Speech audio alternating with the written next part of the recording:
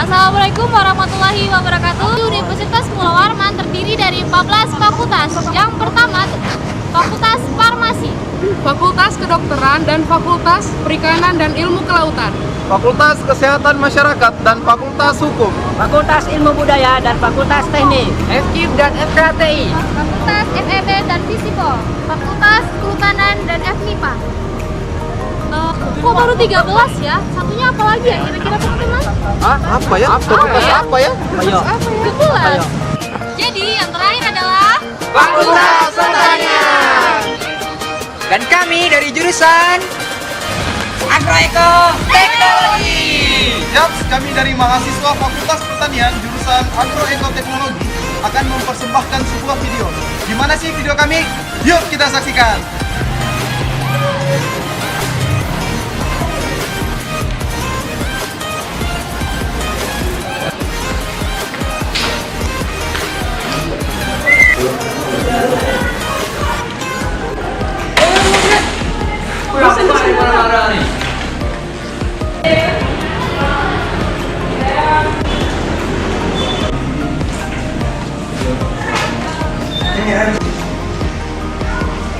ini mahasiswa GT 2017 ya? Iya. Kok sepi banget sih, yang lainnya pada kemana ya? Ada yang sakit bu, ada surat. Ada yang nggak ada kendaraannya Bu, motornya hilang. Oke, karena ini hari pertama saya masuk di kelas ini ya. Untung aja tadi nggak salah ruangan karena ruangan di fakultasnya banyak banget. Nama ibu Yeni Almarida, duanya di jalan. Cuttingnya siapa ya? TV Bu. Oh iya saya. Oh iya. Oke, untuk materi pertama hari ini tentang paragraf. Ada yang tahu paragraf itu apa? Saya Bu. Jadi paragraf itu adalah gabungan dari beberapa kalimat yang memiliki satu ide pokok. Oke, betul sekali ya dibilang sama temannya. Paragraf itu adalah gabungan dari beberapa kalimat yang memiliki ide pokok, satu ide pokok. Selanjutnya di paragraf itu ada pembagian-pembagiannya, ada jenis.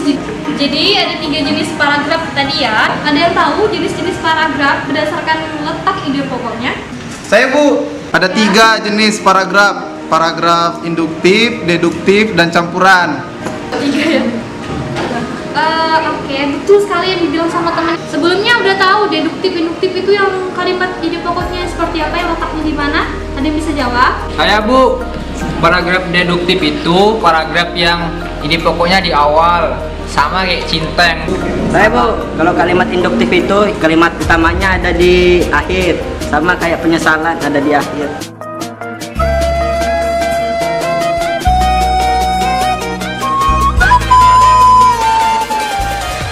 Saya Bu, paragraf campurannya itu kalimat utamanya terletak di awal dan di akhir paragraf. Kayak gado-gado bu, campur-campur gitu.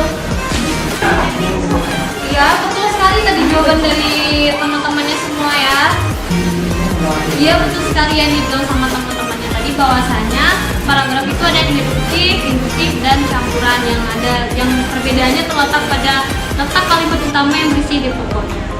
Tadi yang induktif itu yang berada di akhir, berarti kalimat utama yang mewakili dari disampaikan dari paragraf itu berada di akhir, dan sisanya adalah kalimat penjelas atau pendukung. Sedangkan yang deduktif itu kalimat utama yang berisi di pokoknya berada di awal, sedangkan kalimat selanjutnya merupakan kalimat pendukung yang bisa terdiri dari 3 sampai 5 kalimat. Sedangkan yang campuran itu adalah kalimat utama, ide pokoknya itu berada di awal dan di akhir paragraf. Bu, mau tanya Bu. Ya. Tadi kan Ibu menjelaskan bahwa paragraf memiliki satu ide pokok, sedangkan tadi di antara 3 jenis-jenis paragraf yaitu campuran, pengertiannya adalah ide pokoknya yang berada di depan dan di akhir kalimat. Nah, itu bagaimana Bu? Bukankah kalau seperti itu berarti ide pokoknya ada 2? Oh, betul sekali pertanyaannya Rahim ya, bagus banget. Jadi begini, maksud dari awal dan akhir itu kenapa ada kalimat utama di awal dan akhir? Yang akhir ini biasanya sebagai penekanan saja. Artinya untuk menekankan, meyakinkan si pembaca bahwasanya itulah yang dibicarakan dalam paragraf tersebut. Oleh sebab itu ada di awal dan akhir. Dan kalimat paragraf ini biasanya sangat sering digunakan untuk menekankan sesuatu yang memang dibicarakan secara lebih luas. Jadi di akhir dikatakan oleh karena itu, oleh sebab itu, atau jadi, itu adalah suatu penekanan. Oh, begitu ya. Oke, hari ini materi kita sampai jenis-jenis paragraf dulu ya. Ada tugas, tolong kalian buat tadi berdasarkan buat 3 paragraf berdasarkan jenis-jenis paragraf tadi. Nanti kalau ada ditanyakan bisa WA saya, minta nomornya ke Kati. Tadi nama Katinya siapa ya sebelum kenal? Kalau ada yang ingin ditanyakan bisa minta nomor saya ke Katinya. Ini nanti Dewi kasih aja nomornya kalau ada yang berkaitan dengan perkuliahan ya. Oke, kita cukupkan sampai di sini. Kurang lebihnya saya mohon maaf. Kita ketemu lagi minggu depan dengan materi. Minggu depan tolong dipelajari tentang bahasa ya. Jadi minggu depan kita akan belajar tentang bahasa. Terima kasih. Wassalamualaikum warahmatullahi wabarakatuh.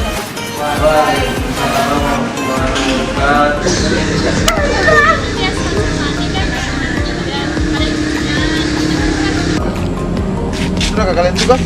Siapa Pak? Berintan. Hah? Berintan. Oh, sudah berintan. Mana? Yang mana itu? Ada yang mana? Belum lagi laporan. Kalian sudah laporan? Laporan itu tuh apa? Iya ya. Nggak ada gunanya dong saya kerjakan laporan. Itu juga. Tapi ada nantinya macam laporan. Kali raya itu. Itu mana? Udah mana aku? Gue selalu suruh. Gue sana nih. Ya Pak, mana gampang. Mulai kemana? Tuh, kalian ngomongin aku ya? Kau pulang apa begini Pak?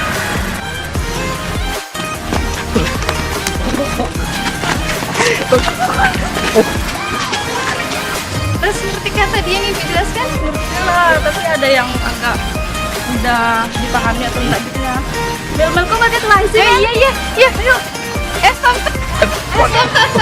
Ada apa ini? Mereka Dina ngomongin aku pakai bahasa daerah. Kami lo ngomongin tugas.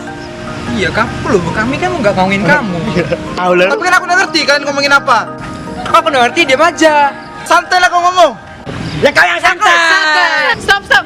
Makanya di kampus itu jangan pakai bahasa daerah, kita tuh harus pakai bahasa Indonesia. Kan sudah dijelaskan sama dosen, kan sudah dijelaskan sama Ibu Yeni kemarin kalau misalnya kita berkomunikasi itu harus pakai bahasa Indonesia supaya teman-teman yang lain itu pada ngerti kayak gitu. Kalian kemana sih pas dijelasin? Kita kemana ya? Iya, mana-mana.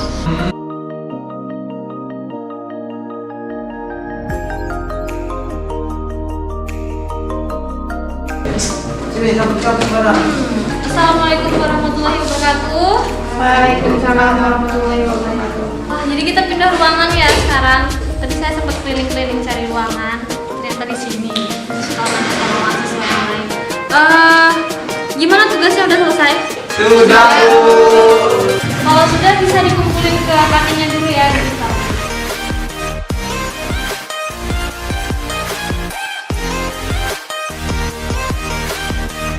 Oh iya, terima kasih ya Tiwi. Oke, kita absen dulu ya. Tapi saya lihat makin sedikit dari yang kemarin. Kemana yang lain ini? Ada yang ikut lomba Bu, ini ada depannya. Ada yang hilang bu. Hilang. Iya. Oh jadi yang motornya hilang nggak dijemputin? Kemarin kita udah bahas tentang paragraf ya. Jadi hari ini kita bahas bahasa. Penting banget Bu. Ya, sepakat.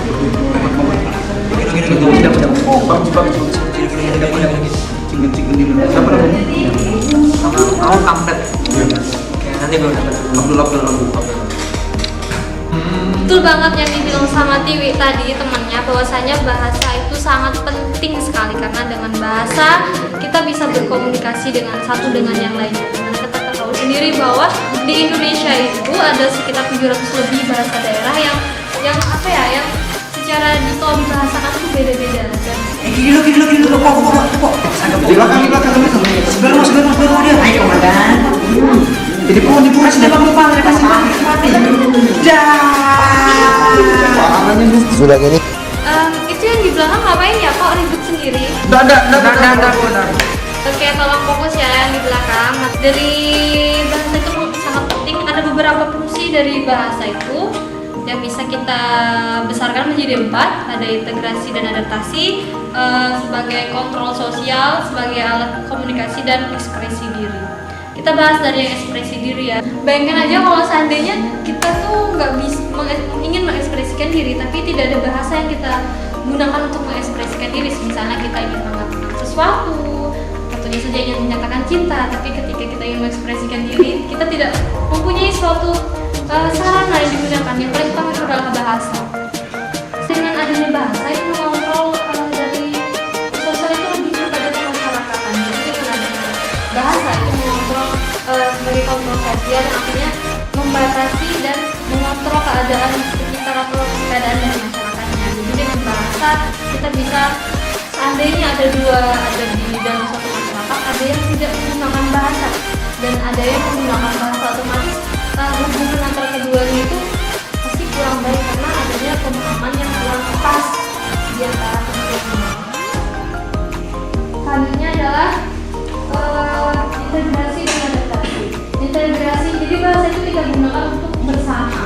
Jadi dengan adanya bahasa, suatu pemikiran itu bisa kita gunakan dengan adanya bahasa tadi, kebersamaan. Adaptasi juga, ini yang paling penting untuk menyesuaikan. Yang selanjutnya yang keempat adalah komunikasi. Menurut ini nih paling penting karena dengan bahasa kita bisa berbicara dengan satu dengan yang lainnya. Jadi dengan bahasa Indonesia kita bisa berkomunikasi antara suatu orang yang berbeda suku budaya dengan yang lain. Contohnya kita ada dua suku yang berbeda, kita tidak menyebutkan suku apa, tapi yang pastinya setiap suku itu memiliki bahasa daerah yang berbeda satu dengan yang lainnya. Jadi dengan bahasa kita bisa berkomunikasi. Bahasa Indonesia yang kita gunakan agar komunikasi kita terjadi dengan baik, ada feedback yang baik.